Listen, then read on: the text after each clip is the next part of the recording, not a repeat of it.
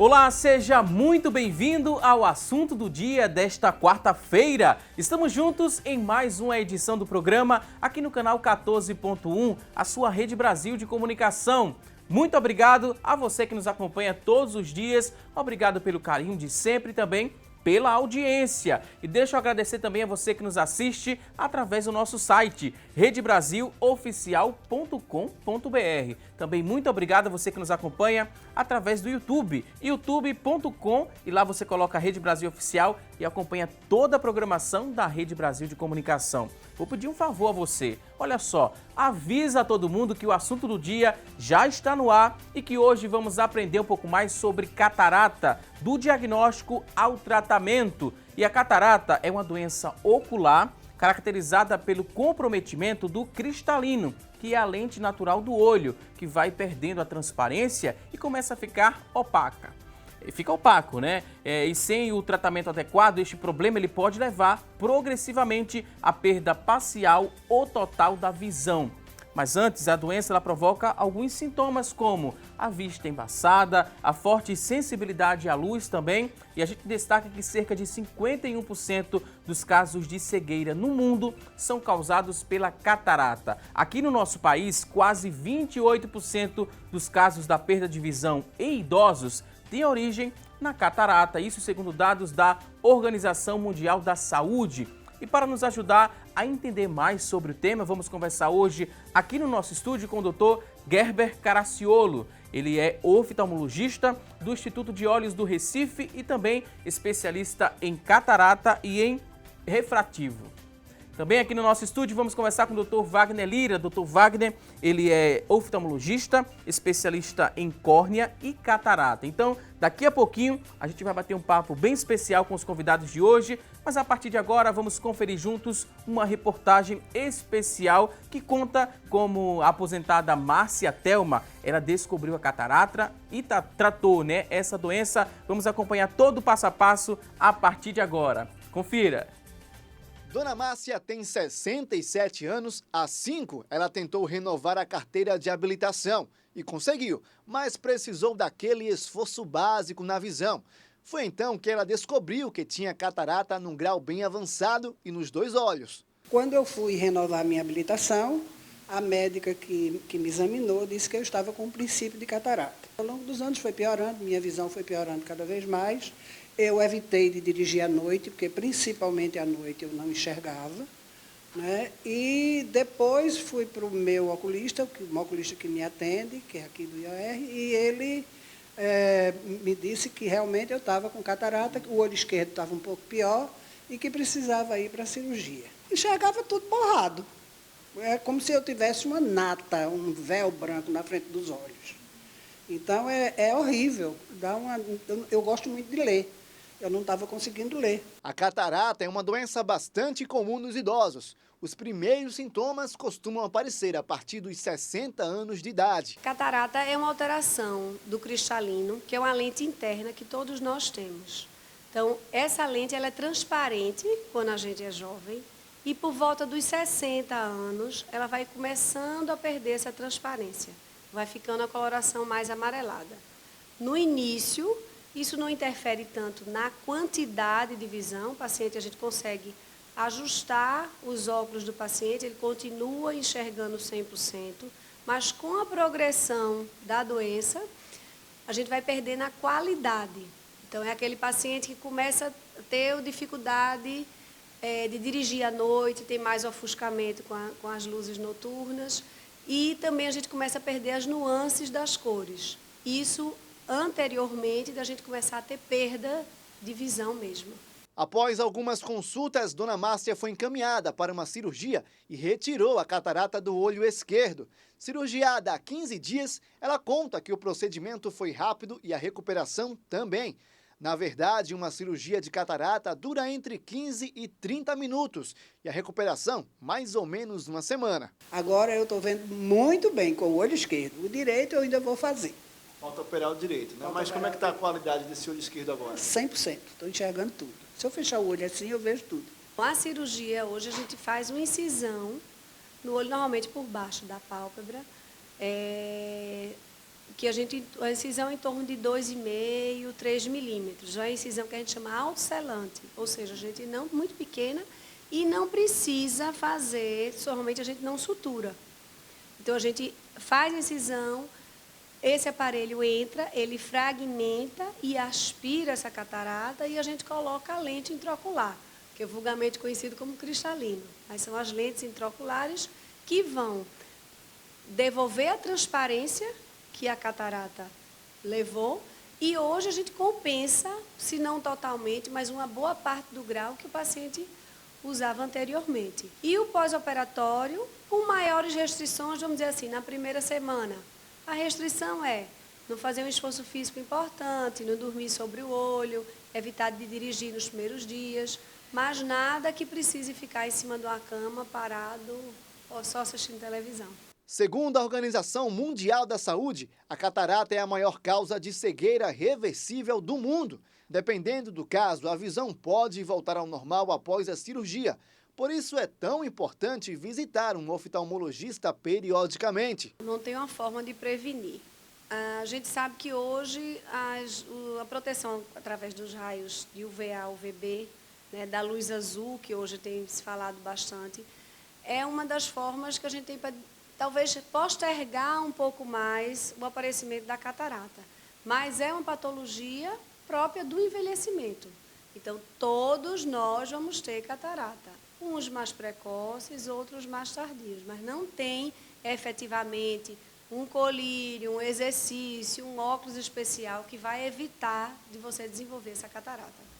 Pois bem, muita gente deve ter ficado com a atenção redobrada, né? Quando a doutora falou que todo mundo vai ter catarata, mas a gente viu também na reportagem, né? Um caso de cegueira, né? Leva a cegueira a catarata, mas a gente viu também que é reversível essa cegueira. A gente vai aprender com mais propriedade aqui no decorrer do programa sobre o tema, mas agora chegou aquele momento especial de você participar, de você interagir com a gente. Você conhece alguém que já fez a cirurgia de catarata?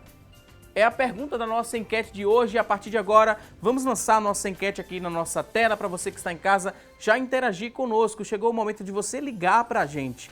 3424-1547 é a nossa linha interativa. A partir de agora está ativa e disponível para você participar com a gente. Você liga no 3424-1547 ou 3424-1977. São 2 números para você ligar, responder aqui a nossa pergunta de hoje e aproveitar também e já mandar a sua dúvida sobre o tema. Também você pode acessar a nossa fanpage, facebook.com/assunto do dia. facebook.com/assunto do dia é a nossa fanpage para você deixar seu depoimento, sua pergunta. A gente farei daqui a pouquinho tudo ao vivo. Se você tem um WhatsApp em mãos, está aqui o WhatsApp, você vai mandar a sua pergunta e daqui a pouquinho eu repasso essa dúvida para os nossos especialistas. O nosso número é o 99209-4819. 99209-4819. Mande aí várias perguntas, porque daqui a pouquinho os convidados de hoje terão o maior prazer em responder a sua dúvida. E a gente lembra mais uma vez que a catarata, ela evolui lentamente, mas há casos raros que ela é congênita, ou seja, os bebês eles já nascem ali com a visão prejudicada por influência do DNA. Em outras situações, a criança ela é afetada porque a mãe teve rubéola, por exemplo, sífilis ou toxoplasmose. Nos primeiros 3 meses da gestação, essas doenças podem levar a esse bebê a desenvolver a catarata. E a partir de agora, vamos aprender muito mais sobre o tema com os nossos convidados. Quero dizer que é um prazer recebê-los aqui no nosso programa. Dr. Wagner Lira, oftalmologista. Seja bem-vindo aqui ao nosso espaço, doutor. Muito obrigado pelo convite mais uma vez aqui e parabéns pela escolha do tema, um tema tão relevante. Dr. Gerber Caracciolo, também oftalmologista, seja muito bem-vindo aqui ao nosso espaço. Obrigado, bom dia a todos, né? E parabenizado também pelo tema muito atual. Muita gente deve estar preocupada neste exato momento, após ouvir a especialista falar na reportagem, né, que todos nós vamos desenvolver a catarata em algum estágio da vida, seja precocemente, né, ou na fase da boa idade. É para se preocupar mesmo? É para reforçar os cuidados em relação à catarata? Porque, infelizmente, todos vamos desenvolver isso, doutor Wagner? Eu diria que a gente tem um tema aí que a gente começa a abordar a importância já nas campanhas de vacinação da gestante, né? Então é comum você ter uma incidência no Brasil maior de catarata por conta disso. Você tem, nem todas as gestantes participam dos programas de vacinação. Então, como a gente está no consultório, o paciente não vacinou e depois que a criança nasce com catarata congênita, aí vem o desespero, porque são, imagina, um recém-nascido com um diagnóstico, né? A família tira a família de tempo. Então, eu diria que é uma preocupação que vem desde antes da gestação, durante a gestação, porque a catarata precisa, algumas cataratas são evidentes, são vistas no teste do olhinho já pelo pediatra, algumas levam alguns meses para se desenvolver, e algumas são pequenas, não são identificadas pelo pediatra, tem que passar realmente por um oftalmopediatra. Existem cataratas do desenvolvimento nas crianças maiores, existem cataratas secundárias, aí começam os jovens, cataratas por trauma, e a gente vai abordar isso aí mais na frente, uso de corticoide, medicamentos, cigarro, e depois vem a catarata senil. Eu não diria todos, com indicação cirúrgica, mas fatalmente todos terão algum tipo de catarata, praticamente 100%. Agora, alguns não realmente têm a característica de não precisar da cirurgia, apesar do tempo passar. Quando a gente fala, né, da herança genética, é um fator não modificável, doutor. Mas tem outros fatores que você pode mudar alguns hábitos, né, e ter alguns cuidados redobrados para evitar essa doença. Esses fatores modificáveis são os fatores ambientais? E quais são, para a gente explicar para quem está em casa? De uma maneira geral, com prevenção, o exame oftalmológico regular é importantíssimo. O uso de óculos escuros, né, porque a incidência solar que é muito forte.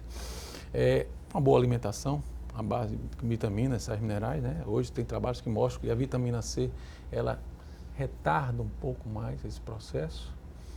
E eu costumo dizer até aos meus pacientes mais idosos que a catarata nada mais é do que os cabelos brancos dos olhos. Todos nós vamos ter. Se vai ter necessidade de cirurgia ou não, isso é uma coisa que a gente vai conversar e vai ver a necessidade do paciente. Esse envelhecimento, né, do cristalino do olho, ele é perceptível? A gente tem como, em uma fotografia ou se olhando até no espelho, a gente consegue ver que aquele cristalino está ficando um pouco embaçado? Ou é só o que a gente está enxergando, né, que é o principal sinal e um sinal de alerta? Nos casos mais avançados, ele se torna visível, por exemplo, nas fotos, se for uma catarata muito avançada, a diminuição daquele reflexo vermelho que aparece nas máquinas, né? As máquinas mais modernas tiram esse reflexo, mas é possível, sim, inclusive na criança. Algumas vezes a gente identifica, ou a mãe chama atenção à ausência daquele reflexo vermelho, quer dizer, o olho que tem um reflexo vermelho é normal. O que perde o reflexo vermelho provavelmente é catarata, mas tem outras doenças que também podem ter esse reflexo vermelho.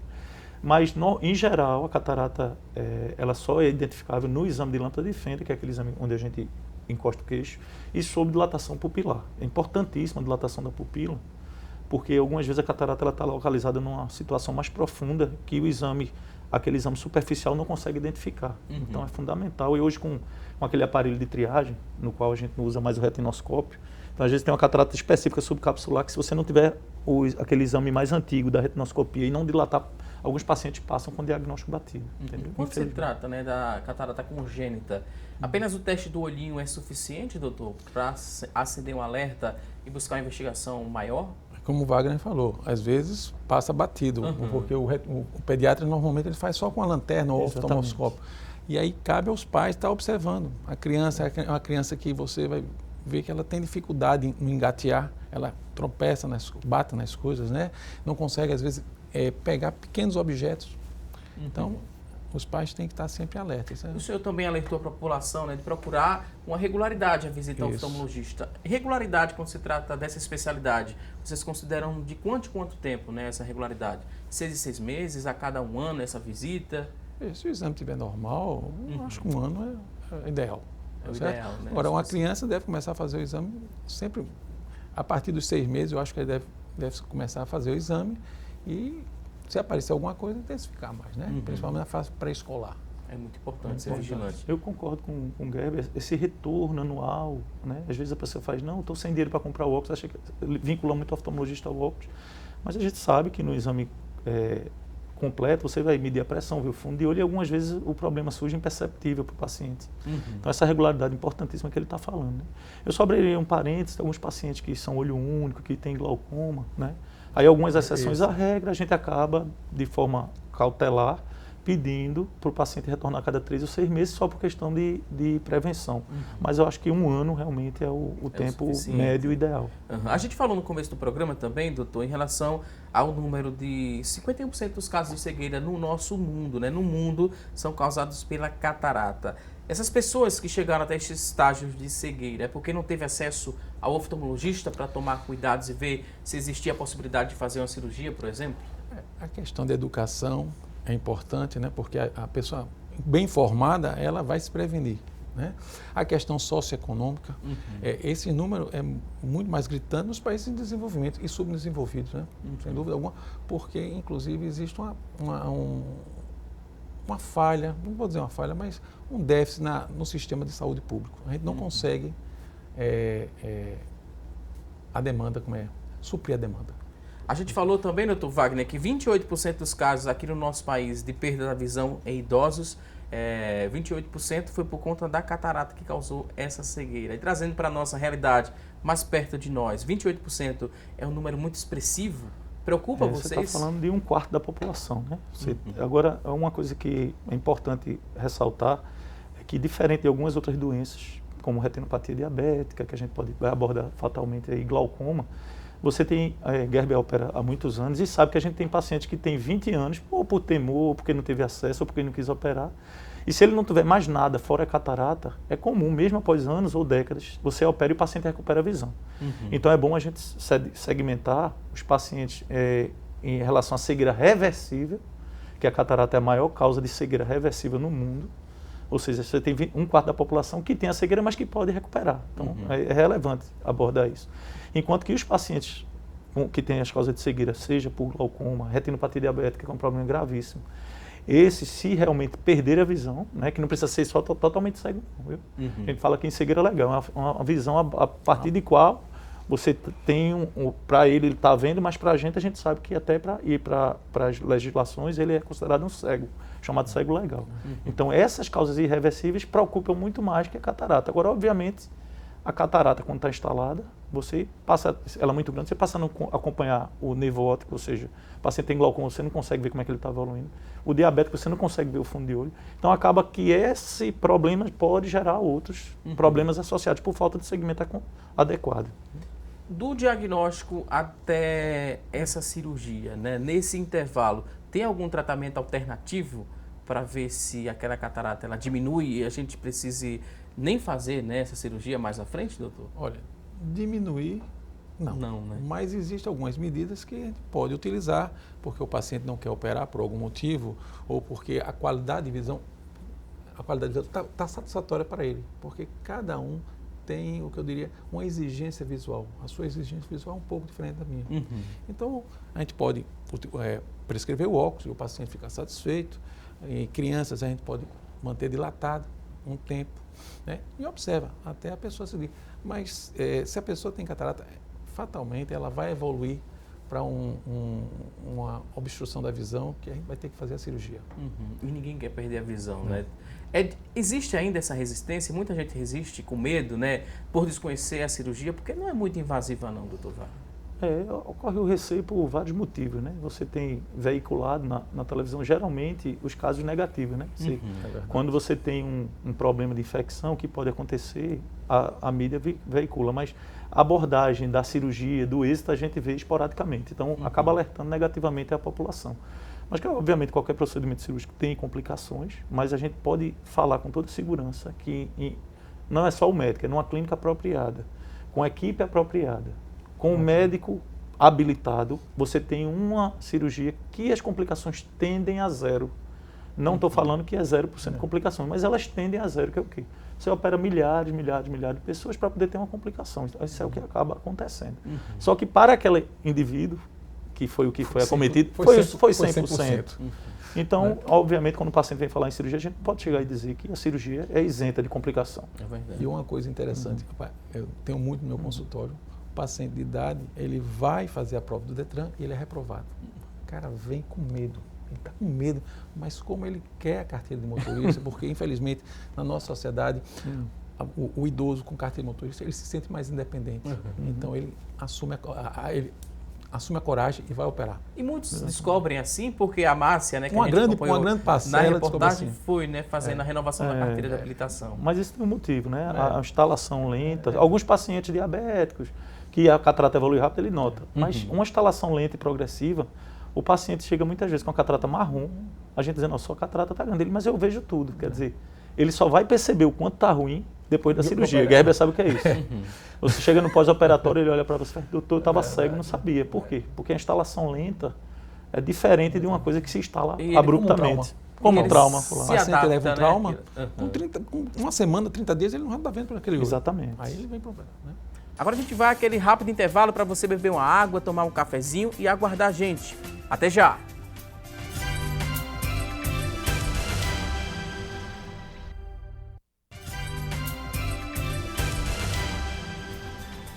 Hoje no programa estamos falando sobre catarata.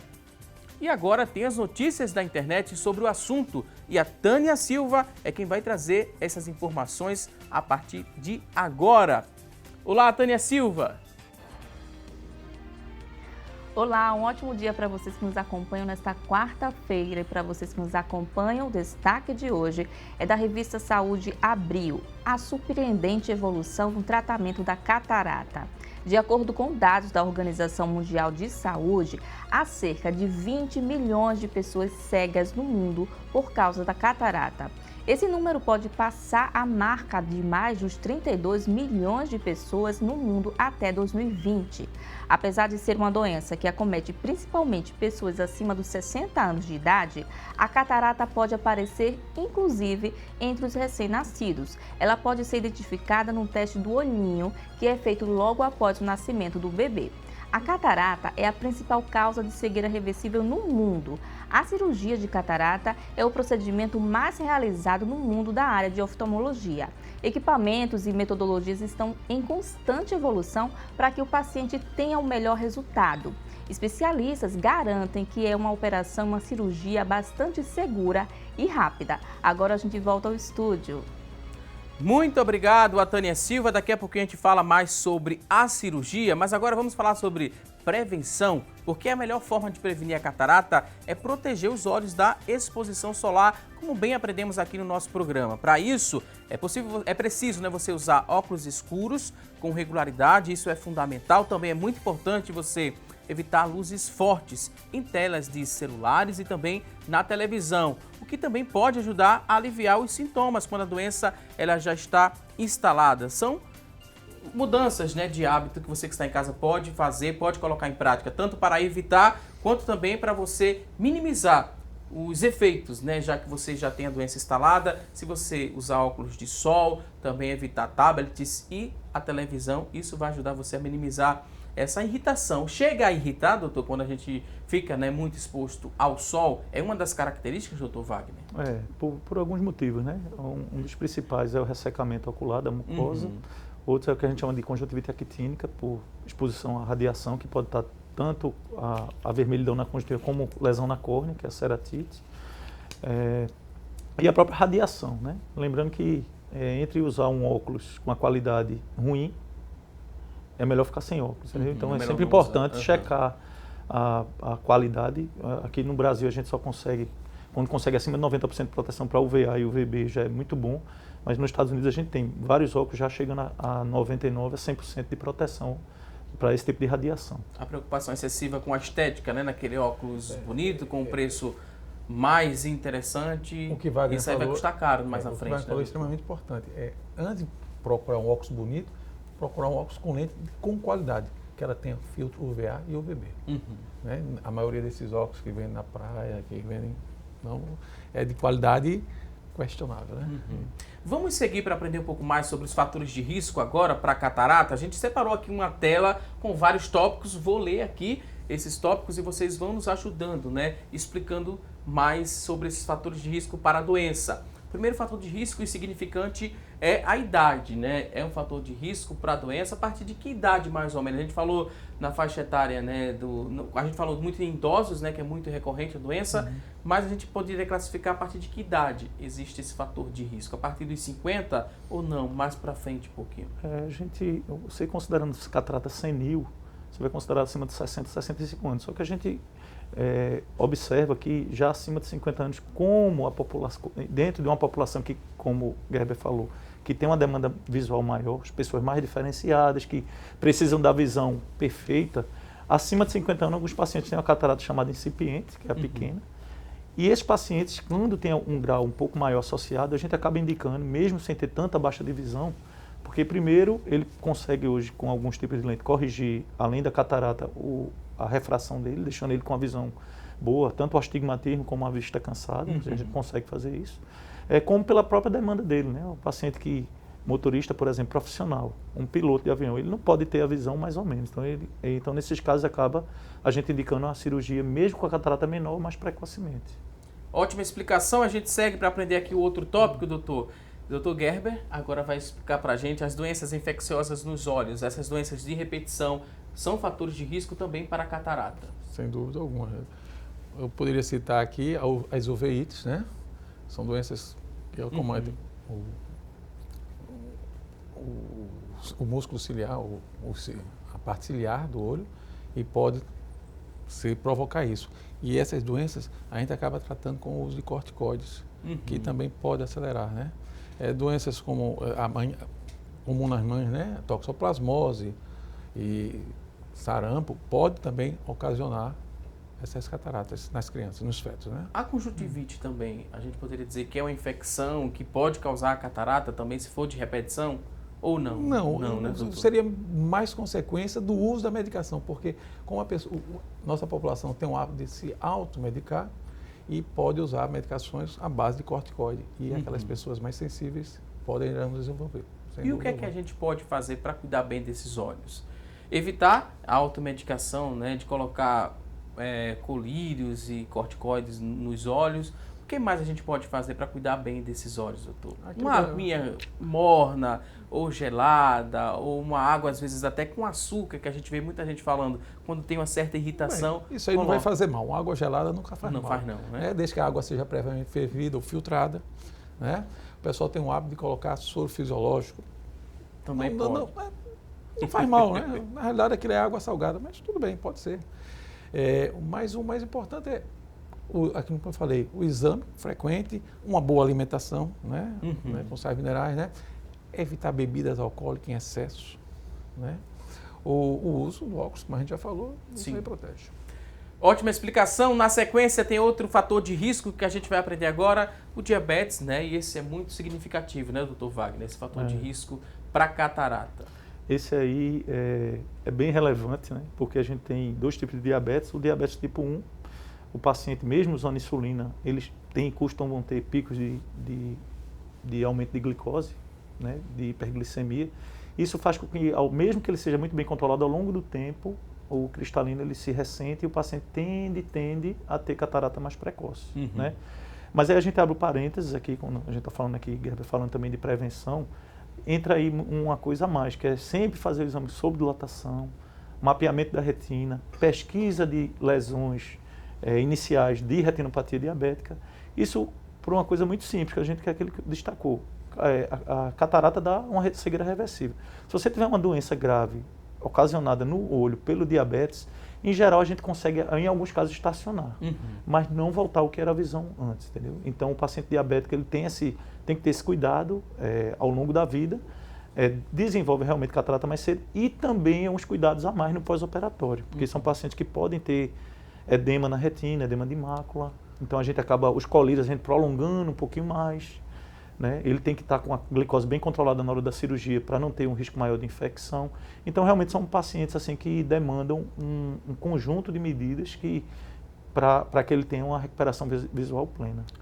E muitas vezes ele tem que operar o paciente até para poder tratar o diabetes dele. O paciente é um portador de retinopatia diabética, precisa fazer um laser, precisa fazer alguma coisa, e a gente não tem um acesso ao polo posterior pela catarata. Então, se torna mandatória a cirurgia nesse caso. E geralmente, né, vocês descobrem isso com uma consulta, né, no caso, um exame clínico, né, aquela conversa com o paciente, ele vai dizer que tem diabetes, vai dizer outras complicações também, vocês vão estendendo um pouco mais esses exames. A princípio tem aquele exame básico que já, né, no básico, você já tem a desconfiança para o diabetes. O Wagner falou, o diagnóstico da catarata é simples. É simples. Você fez o exame regular, vai dilatar a pupila, você vai passar por aqueles aparelhos, né, a lâmpada de fenda que a gente chama, e a gente ali detecta facilmente. É aquele que você coloca o queixo, né, ali naquele exatamente. aparelho, não é aquele que dá o sopro, não. Não, é esse não, aquele do né? sopro que mede a pressão ocular. Exatamente. Vamos ao último tópico dessa sequência aqui, exposição exagerada e sem proteção. A gente falou muito, né, no decorrer do nosso programa. Tem algo ainda que a gente pode falar para complementar esse fator de risco? A exposição exagerada e as radiações. Pacientes portadores de câncer que precisam fazer radioterapia, muitas vezes podem desenvolver algum grau de catarata, principalmente se for na região da cabeça. Próximo tópico, vamos conferir. Na sequência tem outra tela, fatores de risco. Falamos sobre idade, o tabagismo também, a gente precisa destacar que é um fator importantíssimo de risco para a catarata, Dr. Wagner. O tabagismo a gente bota aí dentro aí dos problemas de saúde pública, porque a gente, quando for falar dos problemas relacionados ao tabagismo, a gente vai falar em osteoporose em mulheres, falar em maior incidência de Alzheimer, maior incidência de catarata. Então, na verdade, o tabagismo é um problema de saúde pública e hoje ainda com alguns cuidados em relação à veiculação, na televisão, mas a gente deu uma geração, né, anterior que fumar era chique, né? Era status, os grandes artistas de Hollywood eram aparecendo fumando. Então, essa geração está chegando na senilidade com muitos problemas relacionados, que vai desde câncer de pele, câncer de pulmão, problemas de osteoporose em mulheres, tá? Importantíssimo. E a catarata realmente a gente vê paciente fumante, algumas vezes com 40 anos, 40 e poucos anos, principalmente os grandes fumantes, né? Os pacientes fumam com a catarata bem precoce já. Pelo menos umas 50 doenças nós podemos citar. Exatamente. Associar ao tabagismo. tabagismo. Então, é um fator de risco significativo, então deixe de fumar o quanto antes, né? Porque deixando, tem como recuperar e melhorar a catarata nesse caso? A gente consegue protelar alguma coisa, mas o que a gente chama de efeito cumulativo, ou seja, é igual a radiação solar. Quem passa a vida toda se expondo ao sol, ele pode, a partir de uma certa idade, ele pode até se proteger, mas aquele efeito cumulativo vai expor ele a, por exemplo, a câncer de pele, mesmo que ele passe a ter um cuidado a partir de uma certa idade. Próximo tópico, vamos aqui na sequência, o uso prolongado de colírio à base de corticoide também é um fator de risco, né? Aquilo que a gente já falou da automedicação, isso aqui é importante a gente ter destacado. Aqui também fala de traumas na região dos olhos. São pancadas, né, doutor? Qualquer pancada, choque elétrico, também pode provocar, né? E o interessante é que no trauma, ela pode se manifestar de imediato ou como pode levar um período, 30, 6 meses, 1 ano, e a catarata vai aparecer. A gente falou em provocamos também quem está em casa a participar aqui do nosso programa e tem muita gente já interagindo, muitos elogios aqui no nosso WhatsApp 99209-4819. Tem muita cobrança também do Sistema Único de Saúde, né, para fazer essa cirurgia. Tem muita gente encontrando dificuldades. Vamos ler daqui a pouquinho as principais perguntas, mas por telefone, a Luciana Maria ligou para a gente, ela que mora em Tabatinga e tem 54 anos. Ela fala que há 5 meses ela sente como se fosse uma alfinetada ali nos olhos. Ela gosta muito de ler, mas não está conseguindo enxergar bem. Pode ser catarata, não pode? O que ela descreveu é algo inespecífico ainda? Ela precisa ir até o oftalmologista para aprofundar, né, esse exame? Gosta muito de ler, não está conseguindo enxergar bem e ela está sentindo como se fosse uma alfinetada ali no olho, doutor Wagner. Geralmente, a catarata ela não dá sintoma de dor. O paciente chega, não, meu olho dói, arde e tenta associar isso à catarata. O que provavelmente ela tem é a vista cansada, tá?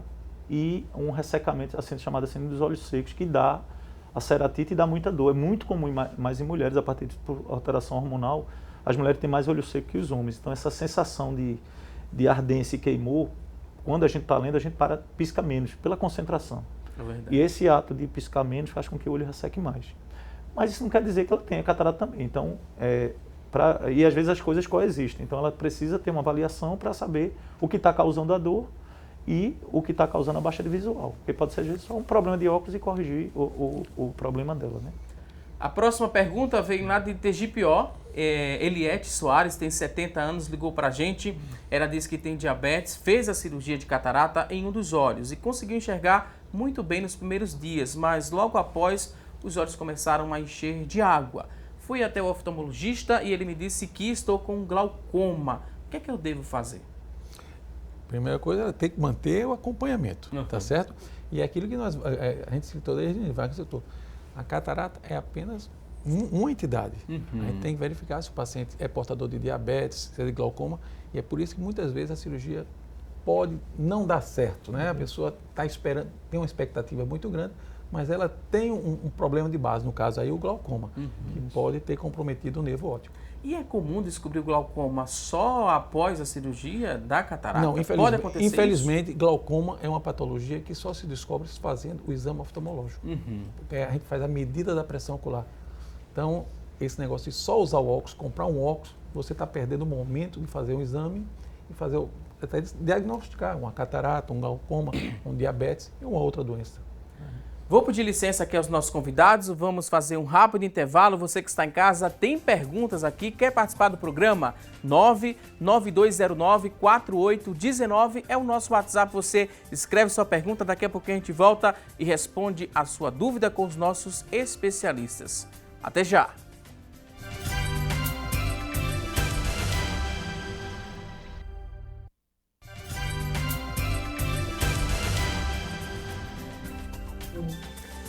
Já estamos de volta com mais assunto do dia aqui na tela da Rede Brasil de Comunicação. Estamos aprendendo um pouco mais sobre catarata, do diagnóstico ao tratamento e também a cirurgia, que devolve sim qualidade de vida à pessoa que se submete a esse procedimento. A gente viu que é um procedimento simples, dura em média 15 minutos, a gente poderia dizer assim, ou pode levar mais um pouquinho de tempo? Depende, né, da densidade, um pouquinho menos ou um pouquinho mais, mas é importante você não está atrelado só ao tempo, né? Porque algumas cirurgias demandam um tempo maior, um cuidado das cataratas mais duro, então você não pode dizer isso ao paciente, porque se demorar um pouquinho mais ele vai achar que a cirurgia deu errado. Mas, em média, em torno de 15 minutos a 20. Às vezes, o passo a passo, às vezes no final você precisa fazer o chamado capricho, lamber a cria, que a gente chama, ter um cuidado maior, então às vezes alguns minutos a mais, uns a menos, mas a média é essa aí, em torno de 15 a 20 minutos. E hoje tem várias formas de se fazer essa cirurgia, doutor? Sem dúvida alguma. A cirurgia hoje mais comum é a facoemulsificação, mas nós hoje já temos o X-Men, o laser de femtosecond. E a gente tem uma imagem, né, para a gente compreender melhor o assunto. Vamos fazer meio que uma aula de anatomia com esse procedimento cirúrgico. Primeiro a gente mostra normal, né, um olho normal com a entrada da luz, né, da imagem de forma normal, que a gente considera aqui, né, porque a gente vê bem transparente essa parte do cristalino. Normal. Tem mais alguma definição para isso aqui, doutor Wagner? E aí? Não, então é o seguinte, aí é para o pessoal entender, isso aí é uma imagem lateral, né? Como se você estivesse vendo o olho de perfil cortado pela metade. Sim. Então na frente a gente tem a córnea, tá? Teria que estar aí perto, seria melhor. Vou pedir para lançar essa imagem em tela cheia. A gente vai mostrar agora para quem está em casa ficar mais próximo de você. Doutor Wagner, se aproxime aqui para a gente aprender um pouco mais e a gente vai se ajustar aqui no estúdio. O programa ao vivo é assim mesmo, doutor Wagner, vem mais para cá. Pronto, você explica desse lado, mostrando a imagem lá. Aqui está simulando a visão de um objeto para longe, o raio de luz, passando pelas estruturas oculares, córnea, a pupila e por trás o cristalino, né? E o foco exato em cima da retina, isso aqui no paciente que não tem nem grau de óculos, nem catarata, né? O grau de óculos no míope foca antes, no hipermétrope depois, e no astigmatismo o foco é misto, o paciente vê torto. Esse paciente está normal, né? Esse paciente está bem. Então, quando a luz passa e encontra a opacidade de meios, que não é só catarata, você pode ter, por exemplo, leucoma, lesão na córnea, cicatrizes na córnea, pupila fora do lugar. Você tem um processo de difração, que é o quê? A luz, em vez de ter uma regularidade... Ela se espalha, né? Aí ela tem um espalhamento, isso causa muito ofuscamento e baixa de acuidade visual. Isso aqui pode se agravando com o passar do tempo, né? Isso aqui vai ficando... Progressivamente vai piorando e chega uma hora que a luz não passa mais, né? É onde você tem os casos que demandam a cirurgia com uma certa urgência, porque o paciente às vezes não consegue nem se deslocar. E demandando, né, essa cirurgia, a gente vai mostrar também aqui, doutor Wagner. Pode ficar aqui. Vamos lançar logo essa imagem em tela cheia. Vamos lá, para quem está em casa acompanhando a gente, e a gente vai conferir agora, né, o vídeo com esse procedimento cirúrgico. Vamos mostrar para você que está em casa aqui, tem esse olho, e vocês vão nos explicando aqui nesse telão. Olha só, essa imagem aqui do olho, vamos lá, dá para compreender. Olha para frente ali, doutor, mais em cima a gente consegue conferir, né? Exatamente, pronto. A gente faz uma incisão na borda da córnea, entre essa parte branca e essa parte transparente, e entramos com uma caneta. Essa caneta que a gente chama de faco emulsificador, é uma caneta que vibra a uma frequência ultrassônica. E aí, ela, ao tocar o cristalino, ela amolece e quebra. E aí depois a gente só aspira e implanta a lente intraocular, que a gente chama de, o pessoal popularmente chama de cristalino. Essa é a forma mais comum de se fazer Essa cirurgia. hoje é a forma mais comum. Qual o nome, doutor, desse procedimento? Facoemulsificação. Faco, é porque é uma faca, doutor, que vai cortar ali o cristalino? Faco vem de catarata.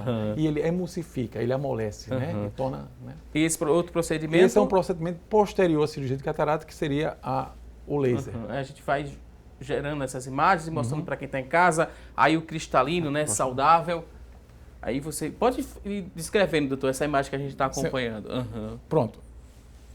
Aí Parou, está tudo parou, ok, né? a imagem parou. A incisão, isso é uma cirurgia anterior, né? A cirurgia você fazia extracapsular. Você fazia uma incisão de cerca de 6 a 8 milímetros. Hoje a gente faz a mesma cirurgia com uma incisão de 2 milímetros, 2,2 a 3 milímetros. E aí não importa o tempo, né, que vai demandar essa cirurgia. O paciente precisa saber que ele vai ficar bom. Eu sempre costumo brincar com os meus residentes e digo, a cirurgia que é rápida é a cirurgia que não complica. Então você não tem tempo para fazer a cirurgia, você faz e as coisas vão evoluindo. Qualidade de vida a esse paciente, com toda certeza, né? Vamos mais uma vez acompanhar em tela cheia, enquanto a gente vai se acomodar agora, aprendemos, né, esse processo todo da cirurgia. E a gente vai seguir aqui, porque tem muita gente perguntando sobre cirurgia, falando que está aguardando um certo tempo, né, por esse procedimento.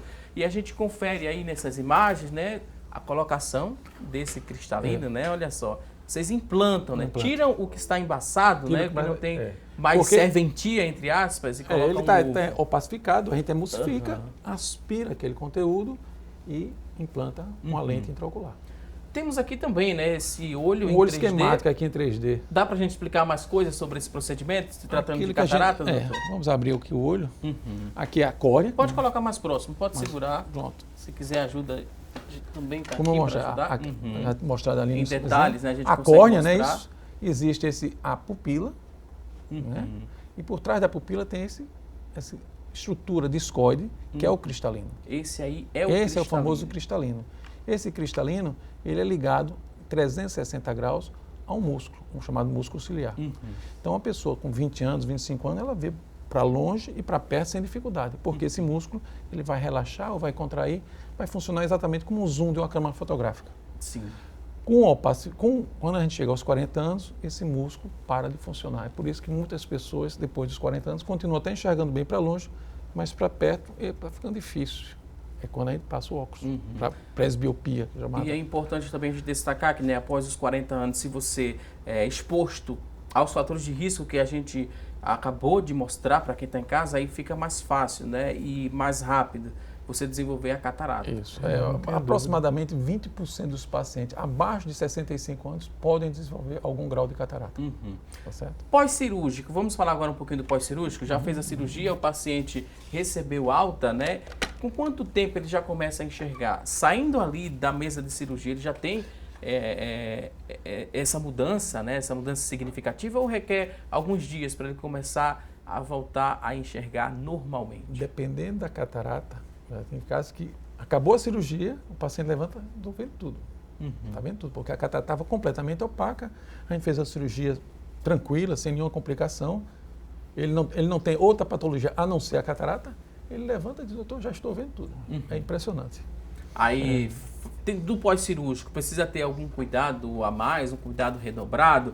Usa medicação, usa colírio, o que é que se faz nesse pós-cirúrgico? Alguns cuidados são fundamentais. Hoje a gente consegue já, de forma protocolar, colocar antibiótico dentro do olho do paciente ao final da cirurgia, que é uma coisa já comprovadamente que melhora a incidência de infecção. Com o tipo de anestesia que se faz hoje, o paciente, ele se sair sem tampão, que a maioria já sai piscando, enxergando, a gente já começa a usar o colírio de imediato. Então, isso faz com que ele tenha uma inflamação menor no pós-operatório e também uma incidência menor de infecção, porque o antibiótico já está sendo instilado já de imediato, né? A gente participa aqui de uma geração que vem há 20 anos atrás, a cirurgia é totalmente diferente. Se abria o olho, se tirava a catarata por inteiro, quer dizer, não emulsificava, como o Gerber falou, e depois ponteava, depois tampão. Então era uma recuperação, apesar do paciente, a maioria, recuperar bem a visão, era uma cirurgia muito traumática, com muito mais complicações e muito mais cuidados pós-operatórios. Uma incisão grande, a chance de infecção era muito maior. Exatamente. Então, hoje, eu só não falo em fazer e ter cuidados. A gente é muito próximo da vida normal, mas tem alguns cuidados, por exemplo, tem alguns já comprovados e outros individuais. Alguns, eu não gosto de ir para lugares conglomerados, A gente sempre orienta pingar o colo e lavar as mãos. Então, são cuidados básicos que, porque a cirurgia com a recuperação muito rápida, é comum o paciente esquecer que está operado. Exatamente. É verdade. Então, já está vendo, né? eu já operei tá vendo, um... Já atingiu o objetivo É que uma ele coisa que eu queria. peço. Acabou a cirurgia, olha, esse final de semana, evita Exatamente, shopping center, exatamente. evita festa, essas coisas. Fica em casa. Porque com a euforia, né? 4, 5 dias está recuperado. Então, volta às atividades progressivamente. E geralmente se opera os dois olhos, geralmente a catarata ela se apresenta nos dois olhos, ou pode apresentar em um e outro não. Como é que a gente explica isso? Vê só, isso aí vai depender muito de médico para médico. Mas eu aprendi com meu avô que cautela e canja de galinha nunca fizeram mal a ninguém. Então, eu tenho por hábito operar um olho. Se for o caso, uma semana, 15 dias, eu opero o outro. Porque não tem essas pressas todas. na maioria das vezes essa catarata vai se apresentar nos dois olhos. Grande maioria. Algumas vezes é um lateral, mas a grande maioria é nos dois. E mesmo porque, às vezes, a pessoa recupera a visão tão bem no olho, que o olho que ele considerava bom passa a ficar ruim. Exatamente, acontece isso. É e muito como comum. o Gerber falou, uma coisa importantíssima aqui. Se você tem uma incidência pequena de complicação, mas para aquele que teve a complicação é 100%, você imagina uma complicação nos dois olhos ao mesmo tempo. Por exemplo, um quadro infeccioso que é raríssimo, o paciente tendo uma infecção dessas dois olhos. Eu fico brincando lá com o residente também, quando eu dizia pegar o diploma e desistir da medicina, porque as complicações são raras e exigem, mas quando acontece no olho, você ainda tem outro olho. Mas você imagine você operar os dois olhos e submeter o paciente àquele estresse cirúrgico com os mesmos riscos, no mesmo dia. Eu não concordo, não faço, concordo com ele. Eu tenho uma cautela, 7 a 15 dias, geralmente 7 dias. Operou numa semana, no outro está tudo bem, a gente opera. E o olho é uma estrutura que resiste muito mal à infecção. A gente tem que tomar muito cuidado. É uma coisa que, né, morremos de medo. Exatamente. Por isso que a gente faz muito antibiótico antes, durante e após a cirurgia. Para que essa complicação, né, não leve a uma cegueira irreversível, por exemplo. Exatamente. Vamos responder mais perguntas. Tem muita gente participando, agradecendo aqui as explicações. A gente também agradece você pela atenção e o carinho de sempre. E aí tem cobranças também aqui nas participações. A pessoa não se identificou, mas pergunta o seguinte: a cirurgia de catarata feita através do SUS também, a recuperação ela é rápida? Tem alguma diferença para a cirurgia feita no consultório e de forma particular para a que é realizada no SUS? É a dúvida aqui da telespectadora sobre recuperação e local onde se faz essa cirurgia. Não, veja, a cirurgia é semelhante, é igual. A gente faz com faca e emulsificação. Inclusive, hoje nós passamos a usar também as lentes dobráveis, que são incisões pequenas. A gente faz a faca, uma incisão de 2,2, 3 milímetros e coloca uma lente dobrável. Então, o paciente não leva a ponto, a recuperação é a mesma, tá certo? Agora, precisa os cuidados necessários.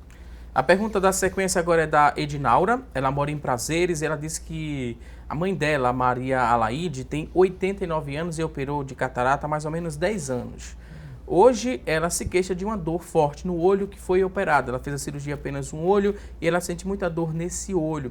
E há mais ou menos 6 meses ela vem se queixando da visão, não está conseguindo enxergar direito, está ficando meio que embaçado novamente. O que é que poderia ser? Existe um problema frequente que é chamado opacidade de cápsula, que imagine que a lente ela é colocada numa estrutura que é do próprio paciente. Para o paciente entender em casa, é como se fosse um porta-prato, vamos botar assim. E a lente é encaixada ali. Essa estrutura que é do próprio paciente, ao longo do tempo, ela pode sofrer um processo de opacificação, ficando branco, e aí é o que antigamente chamava catarata secundária. O paciente ia piorando a visão, achando que a catarata tinha voltado. Isso hoje é resolvido de forma rápida, tá? Não é uma nova cirurgia, é um procedimento chamado de IAG laser, no qual provavelmente é isso. Né? Tem que ser avaliada, porque provavelmente eu estou indo na probabilidade de ser isso. Sim. Mas isso também não causa dor. Ela tem que avaliar para ver se não está com...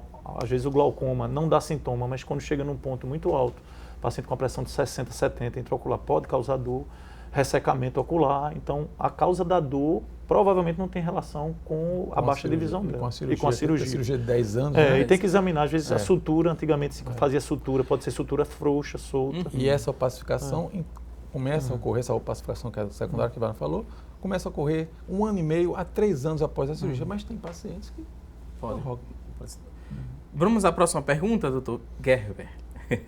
A pessoa disse que tem 56 anos, tem catarata, fez todos os exames para fazer a cirurgia, mas sendo que a médica agora suspeita que ela tenha ceratocone. Por isso a médica pediu para ela ir até um especialista em córnea. Isso já tem 3 meses que ela está esperando. Minha situação pode complicar? dessa questão da catarata, ela pode perder algum prazo também por esse tempo de espera por um especialista em córnea? É a pergunta da Edileuza. Wagner tem mais condições de responder, mas o ceratocone dela provavelmente já está estável. Né? O problema aí seria só apenas o cálculo da lente. Sim, né? Exatamente. Mas ela poderia fazer a cirurgia tranquilamente. Né? E nesse tempo de espera ela não pode ter nenhuma complicação? Porque, na verdade, o que tem que ver é em que estágio está o ceratocone dela. Sim. Porque nessa idade, como o Gerber falou, o ceratocone ele tem uma evolução rápida até os 20 anos de idade, depois tem uma evolução muito lenta, a exceção dos pacientes que coçam muito os olhos, né? Então a gente tem uma progressão em alguns pacientes. Mas se ela tiver um ceratocone pequeno e que permita o cálculo da lente, não tem problema nenhum. A única questão, eu estou falando que se ela tiver um ceratocone muito avançado, que dificulte a avaliação da catarata e dos exames pré-operatórios, ela teria que fazer um procedimento na córnea para causar uma regularização na córnea, uma regularidade, e a partir daí você pensar na catarata no segundo plano. E provavelmente ela deve ser pequena, porque ela chegou aos 54 anos. Exatamente. E não tinha queixo, então... E às vezes está no olho só, também tem isso. O paciente tem ceratocone, na grande maioria das vezes, nos 2 olhos. Mas se ele estiver no olho só, a visão vai piorando e ele não percebe. Então, isso aí tem algumas variáveis aí que precisam ser avaliadas. Ótima explicação. A pergunta agora é da Maria. Ela disse que fez, né, cirurgia de catarata nos 2 olhos e ela sempre está sentindo agora, né? Ela disse que passou a sentir um desconforto, né? E assim, os olhos estão, quando ela acorda, os olhos sempre estão sujos e ela acha que é demais, né? Essa sujeira que quando ela acorda e os olhos estão sujos. É normal isso acontecer? A gente tem que saber a idade de Maria, mas provavelmente ela deve ter a síndrome do olho seco, né? Para estar esse desconforto, porque a cirurgia em si ela não causa desconforto. A gente faz uma incisão tão pequena que é insignificante, né? Mas aí as queixas dela de olho vermelho, sujo, né? Provavelmente ela deve estar com... A sujeira deve ser aquela secreção mucoide esbranquiçada. Sim. Então é porque o olho está seco.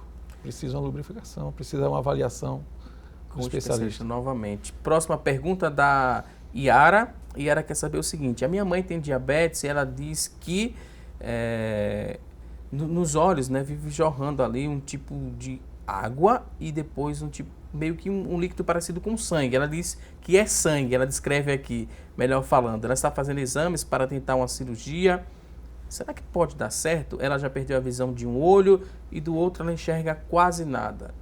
Vocês já ouviram esse quadro de um líquido meio que parecido com sangue? Eu vi um caso descrito em São Paulo que a gente não identificou de início e, por incrível que pareça, assim, foi o único caso que eu vi que a pessoa tinha endometriose, que é aquela doença do endométrio, e aí ela tinha as células do endométrio migraram e uma delas estava, por incrível que pareça, no canal lacrimal, e ela tinha sangramento. Mas assim, a associação frequente para a gente encontrar uma associação de sangramento com alguma doença ocular, não sei, fora trauma, é extremamente difícil. Eu volto a lembrar, ela, paciente diabética, ela provavelmente está fazendo olho seco. E, paradoxalmente, o olho seco chora. Exatamente. Né? Porque é uma deficiência em uma das camadas da lágrima. E, para compensar, o olho produz mais a parte aquosa, por isso que o olho chora. Isso é um problema para a gente explicar no consultório. O paciente chega o senhor está com o olho seco? Eu estou lacrimejando. Aí você chega e diz, está com o olho seco, mas como? Mas é como ele está explicando. Tem 2 tipos de lágrima, a basal e a reflexa. Ou seja, quando a basal falha, aí a reflexa vem tentar compensar e vem um lacrimejamento em excesso. Vamos à próxima pergunta. Tem mais participações. Jair Galvão, do Jordão Alto. Ele sempre participa aqui do programa. A gente agradece o carinho de sempre do Jair. E ele pergunta o seguinte: usar óculos escuros ou óculos não recomendados ali pelo oftalmologista pode causar problema na visão e evoluir para catarata? Aquele óculos pirata, né, que a gente compra... A gente não, né? Quem compra ali com preço mais em conta, que não tem nenhuma proteção. Esse tipo de objeto, acessório, pode causar a catarata? Sim ou não? Nós abordamos isso, né? A gente abordamos. O óculos que não tem proteção UVA, ele é muito mais prejudicial ao olho do que está sem óculos. Por quê? Quando a gente usa o óculos escuro, a nossa pupila tende a dilatar. E se não tem, quando ela dilata, permite a entrada da radiação solar. Se não tem um filtro para fazer uma barreira ali, essa radiação vai diretamente para a região da retina.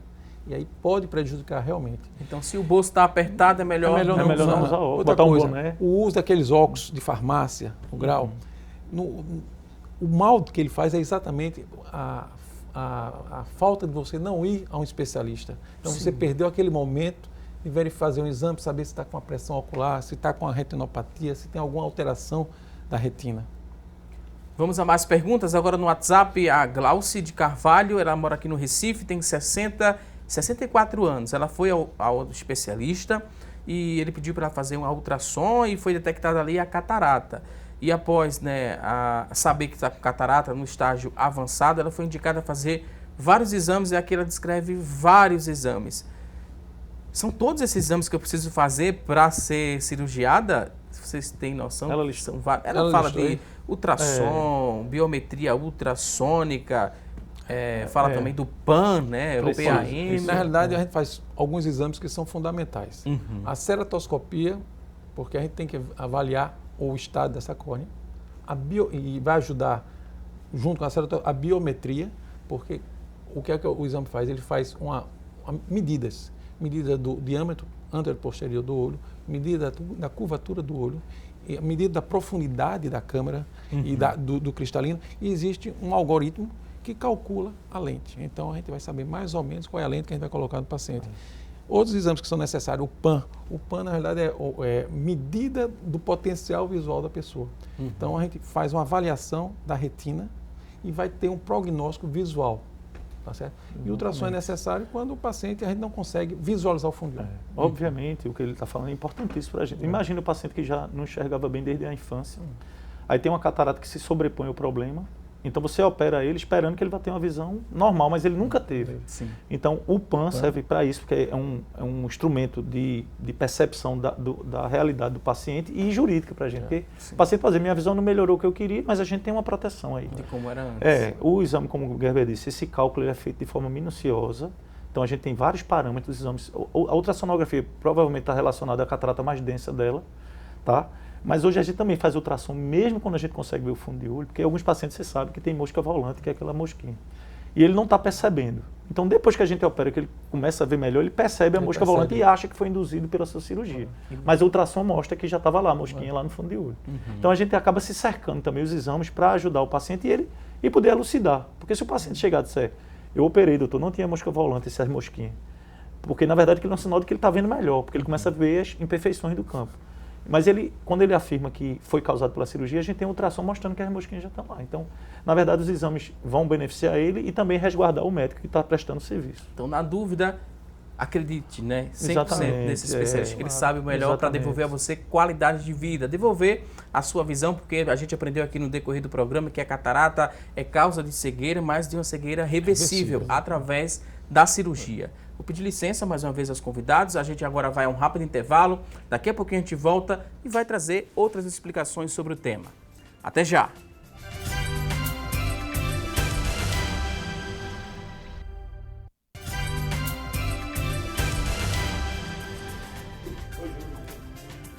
Já estamos de volta com mais assunto do dia e agora vamos conferir juntos as oportunidades de emprego disponíveis para hoje. Então pegue papel e caneta, anote as vagas de emprego e boa sorte! Muita atenção, você que está em casa em busca de uma recolocação no mercado de trabalho. Vamos conferir aqui várias oportunidades. A princípio a gente mostra 10 vagas para vendedor pracista, 10 oportunidades para você preencher uma dessas vagas. A exigência é que você tenha ensino médio completo, 6 meses de experiência, R$ 1.100 é o salário, são 10 vagas para vendedor pracista. Na sequência, vamos conferir também, olha só, agora tem 2 vagas para garçom, 2 vagas, ensino fundamental completo é a exigência, experiência não exigida, R$ 1.251 é o salário, 2 vagas para garçom. Por último, vamos conferir, agora tem, olha só, uma vaga para auxiliar administrativo, uma vaga. Superior incompleto é a exigência, experiência de 6 meses, salário a combinar. E essa vaga ela é exclusiva para pessoa com deficiência, uma vaga para auxiliar administrativo. Você que está em casa se interessou por uma dessas oportunidades? Hoje, essas vagas são da Agência Estadual do Trabalho. O telefone, você vai anotar agora o 3183 7065, 3183 7065, e a gente deseja a você, mais uma vez, boa sorte nessa busca por uma recolocação no mercado de trabalho. E vamos responder mais perguntas, tem muita gente interagindo, estamos falando sobre catarata, a gente falou do diagnóstico, do tratamento e também do procedimento cirúrgico. E a Jaqueline Maria ligou para a gente, ela mora no Curado 4, tem 21 anos de idade. E ela fala o seguinte: todas as pessoas da minha família, por parte de mãe, têm glaucoma, sofro de miopia, tenho pressão alta também. Qual a possibilidade, a probabilidade de eu também ter glaucoma? Aqui ela aproveitou os especialistas e foi perguntar sobre o glaucoma, já que ela tem esse histórico, e queria saber sobre a possibilidade de ela ter também a doença. Ela tem uma probabilidade maior por 2 motivos, né? Pelo histórico familiar e quem tem miopia, principalmente os automíopes, tem... Isso é mulher. Isso é mulher. Ela tem três dos fatores. 3 fatores importantes. De Dos risco, 5 ela né? tem 3. Mas aí a gente ainda tem uma notícia boa para dar. Se você pegar a população em geral, aleatórias, de cada 100 pessoas, aproximadamente 2 a 3 vão ter glaucoma. Se pegar os pacientes com fatores de risco, o risco aumenta para 20%, mas mesmo assim ela tem uma probabilidade de 80% a 70% de não ter glaucoma. Mas só vai saber com o exame e o segmento, porque infelizmente às vezes o glaucoma ele se instala de forma tão lenta que a gente só consegue fazer o exame comparativo depois de alguns anos ou até décadas para poder confirmar ou afastar o diagnóstico. E o glaucoma não dá sintoma, não deixa o olho vermelho, Exatamente. o olho não chora, a pessoa não tem perda de visão inicialmente e a pressão está lá alta. 20, 25 anos aí não tem mais jeito. Mas perguntas, a Adriana está participando, ela fala que o pai dela tem uma bactéria, né? Tem mais ou menos 3 anos, uma bactéria na urina, e por conta disso ele não consegue se operar de catarata por conta da bactéria. Ele é cadeirante e queria saber se existe mesmo essa restrição, não poder fazer cirurgia por conta da bactéria. Ele tomou vários antibióticos e não consegue combatê-la. Ele tem 67 anos, quer fazer a cirurgia da catarata, mas está sendo barrado por conta dessa bactéria. Na realidade é um fator preocupante, mas a gente tem que avaliar, tem que pesar aí a necessidade da cirurgia e, no caso, a bactéria, né?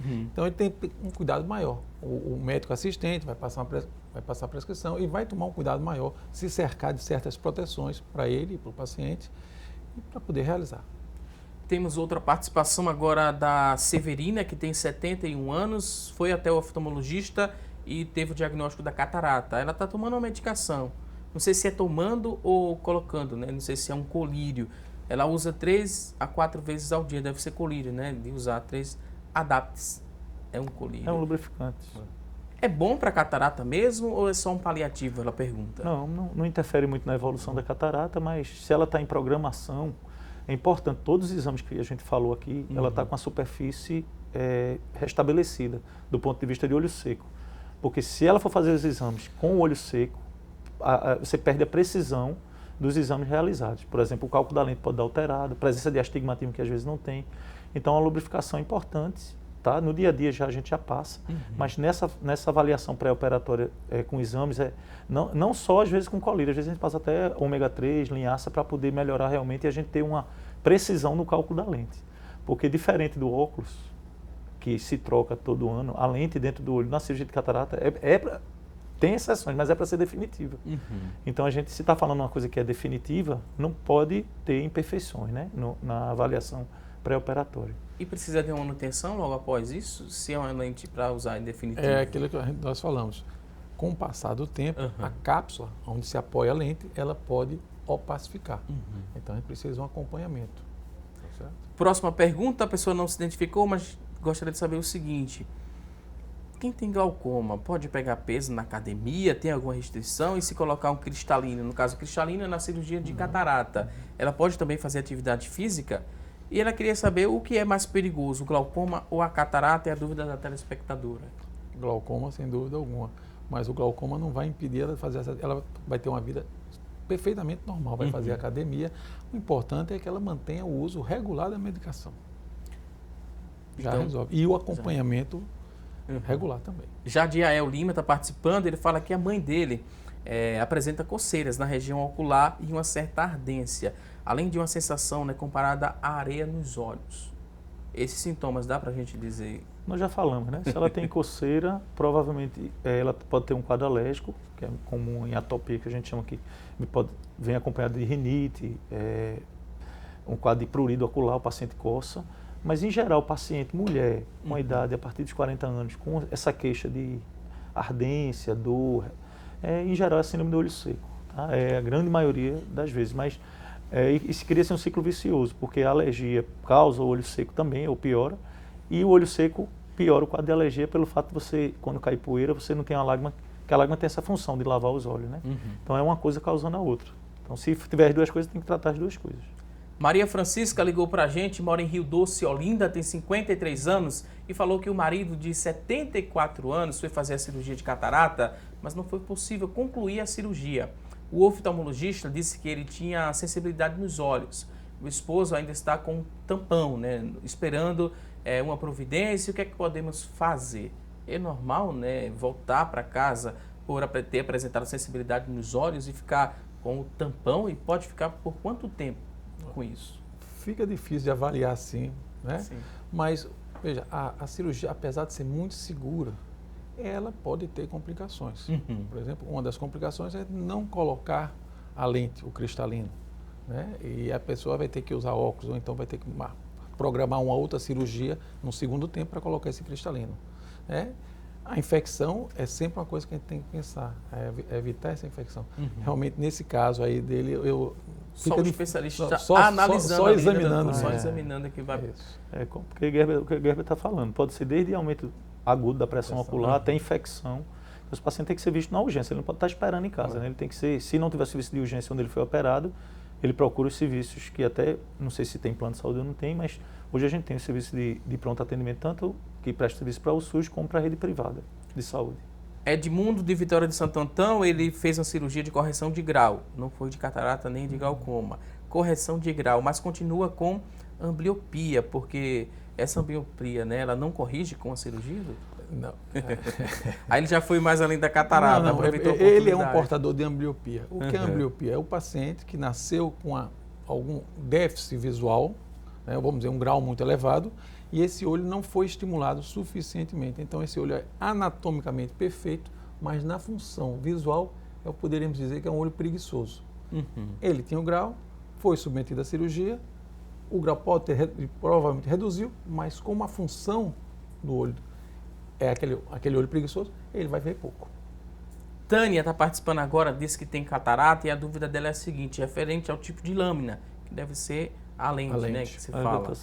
Há diferença no caso de qualidade, porque ela disse que viu, né, ouviu falar que existem vários tipos, tem a diferença da qualidade e a Tânia que está participando e é mais ou menos isso, resumindo a pergunta dela. Hoje a gente pode falar, passamos aí alguns anos falando a lente do plano e a lente particular, a gente não aborda mais dessa forma porque você tem um espectro de lentes enorme. Então, desde as lentes rígidas, que alguns serviços ainda no interior, principalmente, com pouco recurso, ainda usam, e as lentes dobráveis. Dentro das lentes dobráveis, vocês têm as que corrigem só o grau para longe, as lentes que corrigem o astigmatismo, que são as lentes tóricas, as lentes que corrigem a visão de longe, a catarata, o astigmatismo e a vista cansada. Tá? Então, o espectro de lentes é muito grande hoje. Então, vai depender do tipo de paciente, a gente consegue encaixar, de acordo com o perfil do paciente e a doença que ele apresenta, a lente ideal para ele. Eu sempre digo o seguinte, a mais cara nem sempre é melhor. Se você chegar numa loja de móvel modulado, achar um móvel lindo e pagar uma fortuna e levar para casa do jeito que ele está, provavelmente não vai caber na sua casa. Então eu faço sempre essa analogia dizendo que para cada situação você tem uma lente específica que pode se adequar ao paciente sem um custo tão alto. Porque as lentes trifocais que a gente coloca no dia a dia, quando é particular, são lentes que custam 10, 12, 14 mil reais, cada uma. Então, é uma coisa, uma situação onerosa que nem sempre dá a resposta que o paciente está querendo. E o mais importante nesse caso é a conversa que essa paciente vai ter com o médico dela. Eles conversando, ela vai dizer o que é que gosta de fazer e eles vão tentar analisar, ele vai tentar analisar e oferecer a melhor lente para ela. Tá certo? Isso é muito importante. Porque é aquilo que eu falei no início, cada paciente tem a sua exigência visual. Exatamente. Isso a gente tem que respeitar. Fundamental. Uma coisa aqui que eu queria Fica à vontade, falar doutor pouquinho, é que hoje o americano chama share time, que é o tempo de você conversar com o paciente. Então, não só para isso, que é importantíssimo, o que é que o paciente faz atividade, se ele lê muito, se ele faz questão de usar óculos, se ele quer se livrar do óculos. Então, é uma combinação de fatores. Mas a gente identifica outras coisas, por exemplo, medicamentos que o paciente usa, alguns tipos de colírio para glaucoma, ele não pode continuar usando. Tá? Algumas situações, como por exemplo, paciente que usa remédio para próstata, para você pode ter uma surpresa na hora da cirurgia que é a pupila dele não dilatar. Então isso tudo você tem que identificar antes, porque para você não ter nenhuma surpresa na hora da cirurgia. Ótimas explicações. Vamos agora para mais perguntas. O Roark, ele é de Casa Amarela, tem 40 anos, ele disse que fez um exame com um optometrista. O optometrista fez esse exame, ele não está se adaptando com os óculos, né? E ele queria saber, será que ele fez a aferição do grau? E se estiver errado, pode prejudicar a minha visão? E se prejudicar, o que pode acontecer com a minha visão? Fez, não está se adaptando, será que pode ter alguma coisa errada? No momento, o problema da optometria, ele apenas passa o óculos. E o óculos não quer dizer que está resolvendo o problema de visão da pessoa. Uhum. Então, como é o nome dele? É o ROARC. O ROARC, ele perdeu o momento de ir a um especialista, checar a pressão ocular, fazer um exame de fundo de olho, verificar se tem alguma alteração na retina, na estrutura da superfície da córnea. Então, passou o óculos. Uhum. E mesmo o óculos não está resolvendo. Então...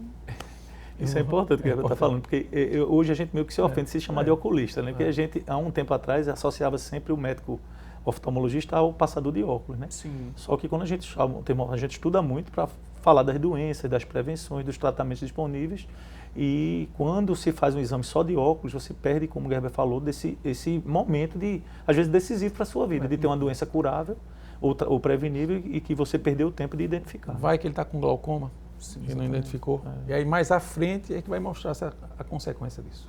Então, chegou o momento dele voltar ao especialista. Ele ia ao especialista para saber fazer um check-up, né? E mostrar o óculos que foi receitado, que ele não está se adaptando porque está sentindo um certo desconforto. Tem outra pergunta, a pessoa Sueli, do Timbi. O marido dela tem 58 anos, fez os exames, né? E ultimamente ele está sentindo uma dor. Deu tudo normal, mas ultimamente está sentindo uma dor no olho esquerdo. E essa dor ela descreve que é por trás do olho. Foi ao médico, ele só passou óculos novos. É assim mesmo que funciona? Essa dor da parte de trás dos olhos que ela tenta descrever, a gente poderia Isso é uma queixa muito comum às vezes no consultório. A gente tem que avaliar outros fatores. Sim. Ele é um portador de sinusite, enxaqueca, porque muitas dessas patologias, enxaquecas, pode ter uma dor que a gente chama de dor reflexa. E normal, como a sinusite ou a sinóvia está próxima, em contiguidade com o olho, por inflamação, provoca essa dor reflexa no olho. É muito comum. E tem enxaqueca oftálmica. Exatamente. E a gente teve uma notícia recente, né, mais ou menos dia 4, no início do mês, 4/7, né, que a Secretaria Estadual de Saúde está promovendo um mutirão para a realização de cirurgias de catarata. Aqui no nosso estado são mais ou menos 2.750 procedimentos de forma gratuita através do SUS, né? Para a capital, para a região metropolitana, 1.450 procedimentos estão liberados. Isso é uma boa notícia para quem está na fila aguardando por uma cirurgia de catarata? É uma boa notícia. O problema é que essa demanda é reprimida. Nós já fazemos regularmente, mensalmente, uma quantidade muito grande de cirurgia, mas mesmo assim houve essa demanda. Só para dar dados estatísticos, antes de 2000, no Brasil se fazia cerca de 50 mil cirurgias ano. Teve a campanha de 2000 a 2004 e chegou-se a fazer 200 mil cirurgias. Mesmo assim, a gente não zerou a fila. Né? É esperar, por exemplo, a prevalência no Brasil é em torno de 350 mil e 120 mil cirurgias a cada ano. Então, para a gente conseguir suprir, conseguir acabar essa fila, a gente teria que fazer cerca de 350 mil cirurgias por ano. O SUS, infelizmente, ele não consegue dar conta. Mas pelo menos ajuda um pouquinho. Ajuda, né? tá na sem fila. dúvida Obviamente, a gente tem que estratificar algumas pessoas com a idade mais avançada, com a catarata maior. Não é? Paciente que tem um olho Tem só. uma triagem, né? Primeiro olho. Como aquela paciente, ela operou um olho, o outro olho, ela vai ter que esperar um pouquinho. Exatamente. Tem que dar prioridade. Isso, de todo jeito a gente fica feliz, né? Porque, como dizia meu pai, para quem não tem nada, metade é o dobro. Então a gente estava sem nada e agora estamos com um número menor, mas para quem estava sem nada, a gente vai conseguir dar uma continuidade aos procedimentos. Mas isso mostra a importância de criar política de prevenção da cegueira, da chamada free zone de catarata. Né? Isso é muito importante. Muito Pela última importante. vez, vou pedir licença aqui aos nossos convidados. No começo do programa, a gente fez a nossa pergunta, a enquete do dia, e hoje a pergunta foi bem simples. Você conhece alguém que já fez a cirurgia de catarata? Das pessoas que participaram, que interagiram, 83% disseram que sim, que conhecem pessoas que fizeram cirurgia de catarata. 17% responderam que não. A gente agradece a você que ligou, que participou aqui do nosso programa. E vamos agradecer também aos nossos convidados por nos ajudar e ajudar bastante hoje. tiramos várias dúvidas. Dr. Wagner Lira, oftalmologista, especialista em córnea e também em catarata. Muito obrigado, Dr. Wagner. O espaço agora fica aberto para o último recado, são as considerações finais. Fique à vontade. Eu agradeço imensamente, mais uma vez, aqui estar no programa, falando de um tema relevante, que eu sei que nessa hora tem muitas pessoas aflitas, porque querem fazer a cirurgia e não têm condições, e umas que têm condições e estão aflitas com o receio da cirurgia. Faça seu procedimento, é bom ter em mente que o procedimento feito de forma mais precoce, não deixar a catarata ficar tão dura, isso repercute na recuperação mais rápida, tá? Procure um profissional bom, né? Porque a gente sabe que tem algumas pessoas que estão fazendo, não tem tanta capacitação. Procure um profissional bom, referência, vá para os grandes centros e pode ir sem medo que você vai ter sua visão restabelecida. Mais uma vez, muito obrigado, Dr. Wagner. Também queria agradecer ao Dr. Gerber Caraciolo, ele que é oftalmologista do Instituto de Olhos do Recife, especialista em catarata e refrativa. Doutor, muito obrigado. Último recado também, fique à vontade. Eu quero agradecer a participação aqui, a você e aos seus ouvintes. E o que eu tenho a dizer é só complementar o que Wagner falou. É importante que a pessoa procure o oftalmologista, converse com ele, né? Procure, se você quiser mais informações, procure saber se ele é um especialista naquela área, né? Você tem como checar hoje com sites, a internet está aí para isso. E conversar, é importante esse bate-papo entre o paciente e o profissional, porque o tratamento é feito em duas partes. Primeiro, eu vou sugerir o tratamento e o paciente tem que aceitar aquele... Então, o bate-papo aí é muito importante. Muito obrigado mais uma vez, voltem mais vezes aqui ao nosso programa. A você que está em casa, obrigado pelo seu carinho e audiência de sempre. E não se esqueça, teremos um novo encontro amanhã, ao vivo, a partir das 9h30 da manhã. Um forte abraço, um excelente dia e até amanhã, se Deus quiser. Até lá!